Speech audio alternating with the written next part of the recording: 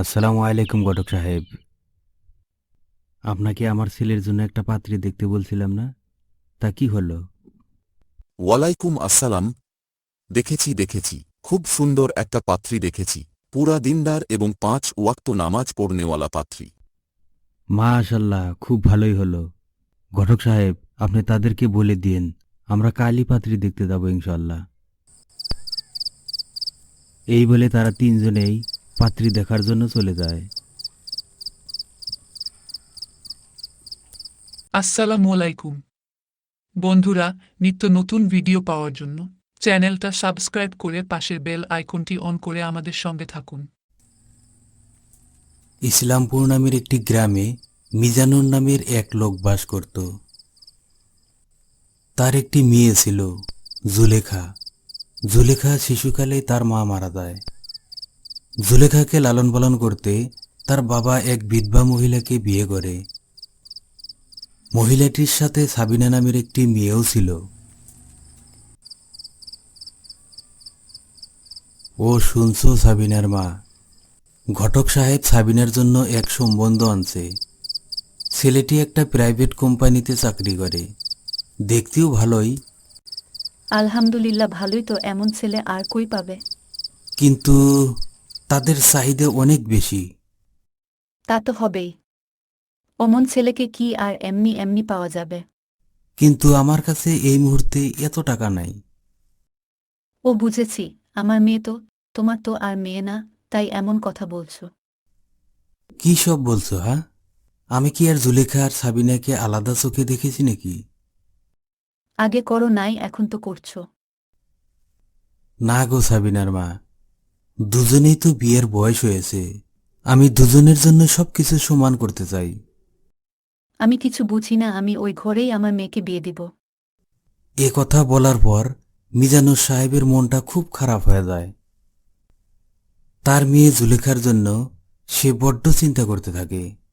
কারণ জুলেখা কিছুটা কালো ছিল, কিন্তু তার মনটা অনেক ভালো ছিল। ৫ ওয়াক্ত নামাজ আদায় করত এবং ইসলামিক শরীয়ত মেনে চলত। জুলেখা আর সাবিনা, তারা দুজনেই একসাথে পড়াশোনা করতেছিল। এমন সময় সাবিনার মা রুমে প্রবেশ করে। কি করছিস রে তোরা? আমরা দুজনেই বই পড়ছি মা। এখন আর বই পড়তে হবে না, একটু পর ছেলেপক্ষ থেকে ছেলে আর ছেলের বাবা দেখতে আসবে। তৈরি হয়ে থাকবি।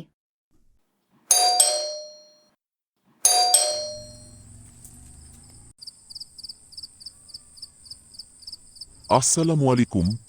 ওয়ালাইকুম আসসালাম। আসুন আসুন, আপনারা ভিতরে চলে আসুন। বসুন ভাইজান, আপনাদের আসতে তো কোনো অসুবিধা হয় নাই? না ভাইজান, আমাদের আসতে কোনো অসুবিধা হয় নাই। আল্লাহ পাক ভালোভাবে এনেছে। মাশাল্লাহ। ভাইজান, আপনাদের জন্য কিছু খাবার নিয়ে এসেছে, খেয়ে নিন। ভাইজান, আমরা যে কাজে এসেছি সেই কাজ সেরেই তারপরেই খাবো ইনশাআল্লাহ। আমাদেরকে আগে মেয়ে দেখানোর ব্যবস্থা করেন। ভাইজান, কিছু মনে করবেন না, এইভাবে তো মেয়ে দেখানো যাবে না। আগে বিয়ে মিটানোর কাজ সেরে ফেলেন, তারপর দেখবে। ভাইজান, আপনাদেরকে তো মেয়ে দেখানো যাবে না, শুধুমাত্র আপনার ছেলে দেখবে। ভাইজান, এটা কেমন কথা বললেন? এভাবে তো আমার ছেলে বিয়ে করাবো না। তারা যাবে মাত্র, ঠিক সেই সময় সাবিনার মা তাদের সামনে এসে বলে, দয়া করে আপনারা যাবেন না, আপনারা বসে পড়ুন, আমি আমার মেয়েকে নিয়ে আসছি।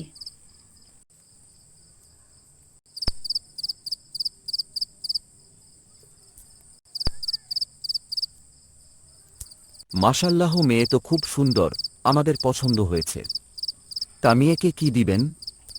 আমার ছেলের একটা বাইকের দরকার, অফিসে যাওয়া আসা করা খুব অসুবিধা হয়। আর মেয়েটাকে সাজিয়ে দিলেই হলো। কি বলেন আপনারা? আমরা সব কিছু দিয়ে দিব, আপনারা কোনো চিন্তা করবেন না। আলহামদুলিল্লাহ, তাহলে আগামী শুক্রবারই বিয়ের তারিখ রইল। এই বলে ছেলেপক্ষ সেখান থেকে চলে যায়। মিজানুর সাহেব অনেক হতাশা হলেন এবং মনে মনে আফসোস করতে লাগল। ওগো শুনছো, তুমি তো তাদেরকে সবকিছু দেওয়ার কথা স্বীকার করলে, এবার এত টাকা কই পাবো? নিজের না থাকলে ঋণ করে দেবে। মিজানুর সাহেব উপায় না পেয়ে ঋণ করার জন্য বেরিয়ে পড়ল। আসসালামু আলাইকুম ভাইজান। ওয়ালাইকুম আসসালাম। ভাইজান, আমার 50,000 টাকার অনেক প্রয়োজন। মেয়ে বিয়ে দেব তো, তাই আপনার কাছে চলে এলাম। না, আমি এত টাকা কোথায় থেকে দিব? এইভাবে সে সারাদিন ঘুরে 50,000 টাকাও সংগ্রহ করতে পারল না। পরের দিন চেয়ারম্যান সাহেবের কাছে চলে যায়।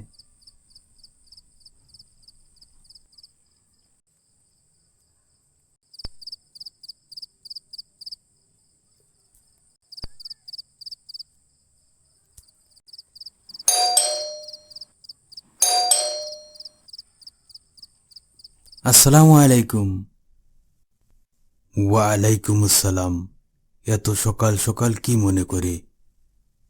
চেয়ারম্যান সাহেব, আমার 50,000 টাকার অনেক দরকার, তাই আপনার কাছে চলে এসেছি। আমার কাছ থেকে 50,000 টাকা নিলে দিন 200 টাকা করে দিতে হবে। মিজানুর সাহেব উপায় না পেয়ে চেয়ারম্যান সাহেবের কাছ থেকে 50,000 টাকা নিয়ে নিল। মিজানুর ভাই, আজকের 200 টাকাটা দিয়ে যান। পয়সা নেওয়ার সাথে সাথে 200 টাকা সুদ? আমার মতো টাকা সুদে নিয়ে কোনো দিনও মেয়ে বিয়ে দিবেন না। এই বলে সে বাসায় চলে যায় এবং মেয়েকে বিয়ে দিয়ে দেয়।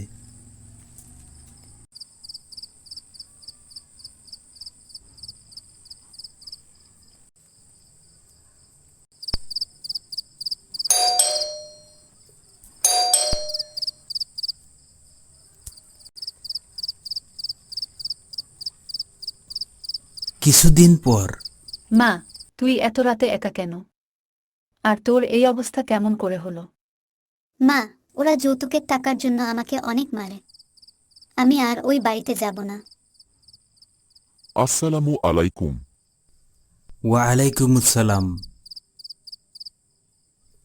মিজানুর ভাই, শুনেছি আপনার ছোট মেয়ে নাকি অনেক পরহেজগার, 5 ওয়াক্ত নামাজ আদায় করে এবং ইসলামিক শরীয়ত মেনে চলে। জি, আপনি ঠিকই শুনেছেন। আমি একটা সম্বন্ধ নিয়ে এসেছি। ছেলের বিশাল ব্যবসা এবং সেও ইসলামিক শরীয়ত মেনে চলে এবং 5 ওয়াক্ত নামাজ আদায় করে। এই মুহূর্তে আমি প্রস্তুত নই। কিছুদিন আগে আমার এক মেয়ে বিয়ে দিয়েছি। ভাই, আর বলতে হবে না, আমি বুঝতে পেরেছি। একবার ছেলে পক্ষের সাথে কথা পেতে দেখুন। আপনি যদি অনুমতি দেন আমি তাদেরকে কালই আসতে দেব। ঘটক সাহেব, আপনি যেটা মনে করেন। এই বলে ঘটক সাহেব চলে যায়।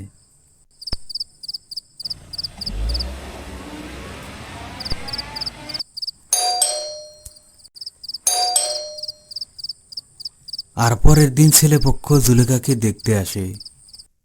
আসসালামু আলাইকুম। ওয়ালাইকুম আসসালাম।